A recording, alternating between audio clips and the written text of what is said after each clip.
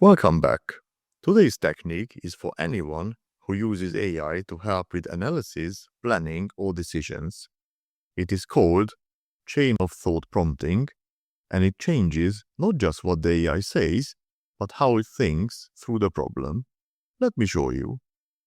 Chain of thought prompting is where you ask the AI to reason through a problem step by step before giving a final answer.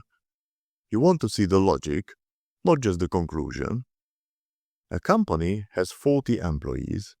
They are considering adopting an AI tool that costs £200 per month and saves each employee 30 minutes per day. Is it worth it? You get an answer. But now, watch what happens when I add just one phrase. A company has 40 employees. They are considering adopting an AI tool that costs £200 per month and saves each employee 30 minutes per day. Think through this step by step, show your reasoning before giving a recommendation. Now we can see the working.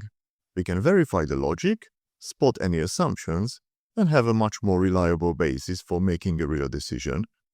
For anything analytical, always ask the AI to show its reasoning.